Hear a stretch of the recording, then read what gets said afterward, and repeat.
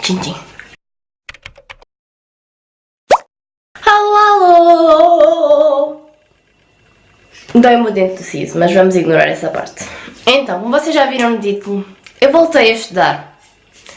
What? Pois é. Para quem não sabe o que é o kit de paraquedas, eu sou licenciada em Sociologia e eu ando à procura de trabalho, ou um estágio, ou alguma coisa que se pareça com isso.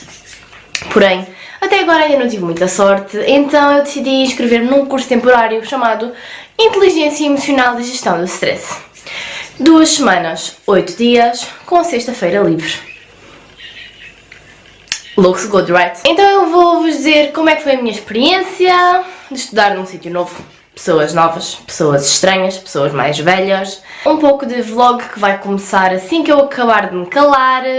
E depois retomamos então à programação normal. Então, eu decidi fazer este curso porque eu achei o título bastante apelativo. E eu achei que, enquanto estou parada, por que não tentar? Então, não custava nada eu fazer este curso, ficar com mais uma coisinha no currículo e tentar aprender alguma coisa na vida. Foi isso que aconteceu. Então vamos passar ao meu pseudo-vlog.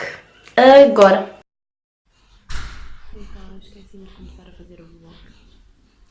São agora 8h50. E eu estou aqui nestes banquinhos sentada à espera. Porque as aulas começam às 9. Para a saúde e tudo. E quando você vai, Então, quando eu ia começar a falar com vocês foi quando vi uma pessoa. Eu ontem não falei mais porque eu esqueci-me. Portanto, bem-vindos ao novo dia.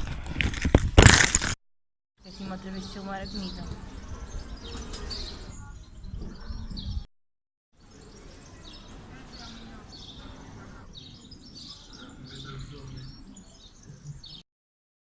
Então, vocês estão apoiados no meu volante. Eu estou agora a ir para o último dia do curso. Vamos dar matéria agora de manhã, depois vamos almoçar e depois então lá por a volta das 3 horas vamos fazer uma espécie de lanchinho de despedida. Cada um leva uma coisa e pronto, basicamente é isso. E vocês vão ver, nem que seja o último dia.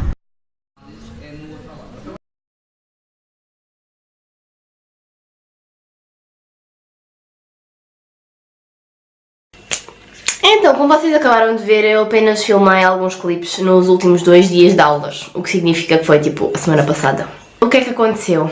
Eu esqueci-me de gravar alguma coisa durante o curso, então gravei só mesmo no fim. E o que é que acontecia? Eu entrava às 9 da manhã, tinha uma pausa para almoço de meio-dia à 1 e saía normalmente às 4 da tarde, menos à quinta-feira que saía às 5. Na primeira semana falámos sobre a inteligência emocional e na segunda semana falámos sobre a gestão do stress. No primeiro dia o grupo só abria se houvesse mais do que 15 pessoas e nós estávamos ali todos tipo, vá lá, aparece mais um, aparece mais um, aparece mais um. Até que lá apareceram mais pessoas. O grupinho é tipo muito heterogéneo, pessoas de várias idades, pessoas com várias ambições, várias dificuldades. O que é bom para mim, por um lado. Observei muita coisa e ouvi muitas histórias que me fizeram de alguma forma perceber algumas coisas e claro que me marcaram de certa forma. As aulas eram mais passadas a falar sobre histórias, cada um dava exemplos da sua vida. O que é que isso significa? Que nunca mais andávamos para a frente. E a professora, os conteúdos que nos dava não eram pá-pum, ou seja, não é isto faz assim e faz assado. Ela não nos ajudou a lidar com as coisas. Ela enfiou-nos a matéria e nós demos os exemplos, basicamente foi isso. Mas até agora não sei como explicar, tipo, como é que devemos agir assim ao assado ou nisto ou naquilo. Era isso que eu estava mais à espera. Era um direcionamento, um foco que me pudesse ajudar no futuro a agir perante determinadas situações. O que é claro que com alguns exemplos eu consegui tirar algum partido disso, mas não assim tanto. E passa um dia, passa outro dia, pá, primeira semana passou. Vamos então falar sobre inteligência emocional. Escrevemos cerca de 4 ou 5 páginas num caderno A4 e foi isto que eu retirei da inteligência emocional. Uma página. E é isso que eu vos vou dizer agora. Primeiro de tudo, começamos por saber então o que é a inteligência emocional, certo? Que é uma capacidade que todo o ser humano tem de perceber e gerir as suas próprias emoções no dia-a-dia e nas circunstâncias do dia-a-dia. Ou seja, qualquer pessoa, em qualquer momento, tem essa capacidade. Mas existem 5 componentes principais na inteligência emocional. O autoconhecimento.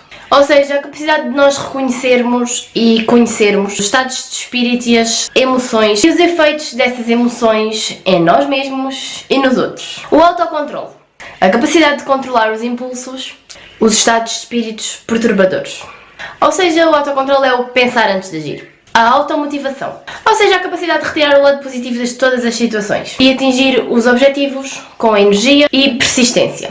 Não só porque vamos ganhar dinheiro e estamos tipo bué sets por isso, mas sim por um objetivo maior. A empatia. Capacidade de compreensão do outro e colocar-nos no lugar dele em qualquer que seja a situação. E a sociabilidade, que é a capacidade de encontrar pontos em comuns e cultivar esses pontos. Ou seja, existem componentes básicas da inteligência emocional. É um chá.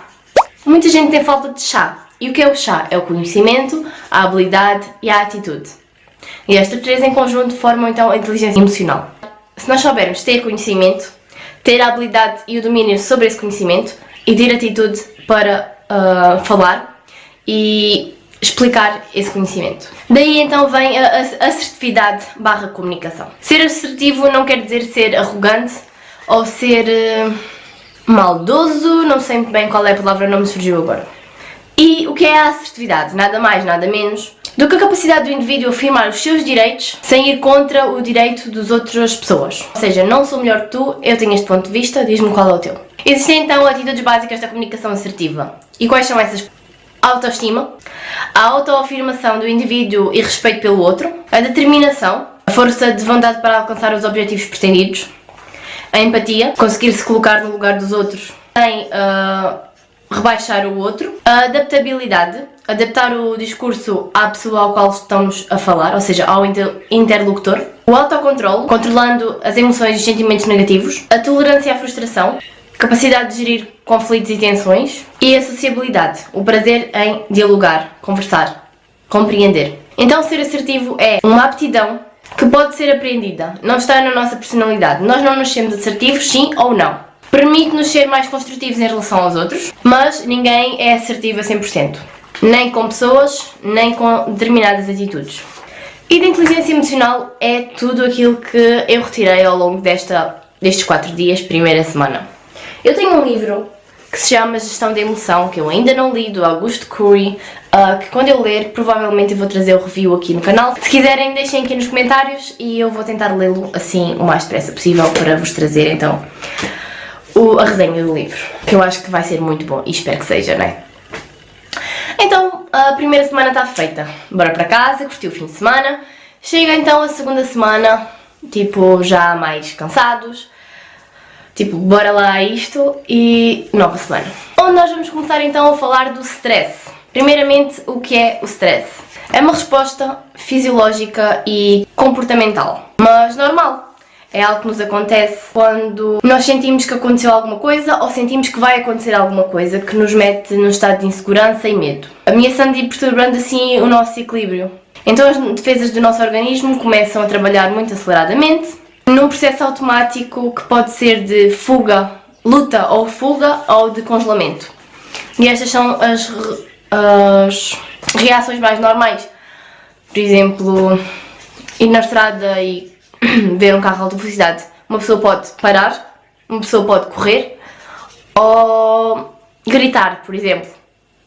Estes são alguns dos estados que a pessoa sente realmente no momento. Existem vários sintomas, tanto a nível emocional, físico, externos ou internos à pessoa. Mas a principal é a mudança, é algo novo, é o desconhecido.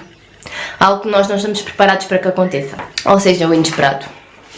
Alguns desses sintomas que eu vou ler aqui do mental são o cansaço, a perda de memória, a falta de concentração, ansiedade, preocupação excessiva, o uso de café, álcool, tabaco e drogas, depressão, negligência, responsabilidade, sentimento de solidão. Alguns sintomas físicos: dor de costas, musculares, diarreia, dor de barriga, azia, tensão arterial alta, dor de cabeça, dor no peito, frequência cardíaca mais acelerada, alterações no apetite. E eu estou só a dar um lamiré de alguns, porque existem muito mais. Perturbações no sono também, alterações na menstruação, herpes, stress no trabalho, causas financeiras, descontentamento, pessimismo. Isto tudo são casos que podem levar ao stress. Mas existe também fases do stress. Existe o stress positivo, para quem não sabe. que é uma fase de alerta, onde o organismo produz adrenalina e esse ânimo desperta-nos para trabalhar com mais energia. Também um período onde estamos mais criativos. Existe o stress ideal, que é quando a pessoa consegue controlar e lidar com a primeira fase, a fase do stress positivo. E consegue controlar então essa fase de alerta, quando quer ligar e desligar o botãozinho. É tipo o céuzinho, então já lá em cima. E existe também o stress negativo, que ocorre quando uma pessoa ultrapassa os seus limites. Esgota as suas capacidades de adaptação, o organismo começa a ficar destruído, a capacidade sobre o trabalho começa a ser prejudicada e a pessoa pode até mesmo começar a adoecer. A depressão é uma doença e a causa muitas das vezes é o stress. É assim um exemplo mais conhecido. Percebermos as consequências do stress é uma das importantíssimas formas de nos consciencializarmos para o combater, porque nem todas as pessoas têm o stress da mesma forma. Não é possível encontrar um tratamento milagroso, porque cada pessoa possui os seus próprios mecanismos. E muitas das vezes o stress leva ao conflito. E o conflito é algo natural, é algo que não pode ser evitado. Muitas das vezes. E o conflito ocorre quando há ideias ou sentimentos que causam discordância e não pode ser completamente eliminado. Há estratégias de resolver esses conflitos, como ignorar ou dissipar esse conflito. Quando não se discutem as causas desse conflito, ele pode voltar novamente. Pode-se confrontar o conflito, que é mais adequada porque ajuda a identificar então as causas e os mecanismos para o resolvermos. E também existe a negociação, que é onde tudo é posto em causa, de forma a melhorar e a encontrar um acordo aceitável para ambas as partes. A negociação só é conseguida quando existe uma boa comunicação, porque a boa comunicação fortalece a negociação e ajuda a prevenir o conflito. Competências para evitar e resolver conflitos. São elas o trabalho em equipa, ou seja, o esforço de todos para um objetivo maior, um objetivo em comum. A não ignorar os problemas, porque o problema é um ponto vulnerável e deve ser solucionado o mais rápido possível, senão não seria um problema. O trabalho integrado, porque assegurar a continuidade do trabalho é uma responsabilidade de todos os envolvidos. Errar é aprender. A busca por inovações é normal e deve acontecer até aperfeiçoarmos e atingirmos o ideal. E as mudanças acontecem gradualmente, porque é preciso mudar primeiramente as pessoas, para depois modificar as suas atitudes. E por fim a recompensa, para ter uma empresa melhor e eficiente, onde as pessoas se vão esforçar e empenhar com mais gosto. Em termos de matéria, foi isto tudo que eu consegui retirar deste curso. Eu espero que vos tenha ajudado de alguma forma.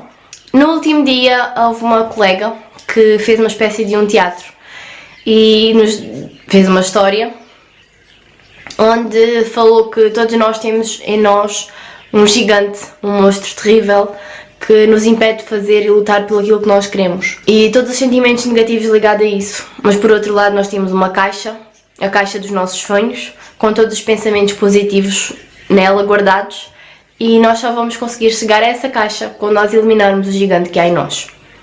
Ou seja, nós temos que combater com o nosso próprio interior e os nossos pensamentos negativos para que nós cheguemos àquilo que nos está reservado.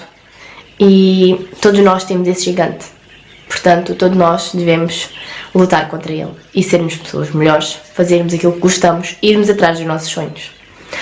Eu espero que vocês tenham gostado. Se gostarem, deixem o vosso like. Vemo-nos no próximo vídeo. Tchau!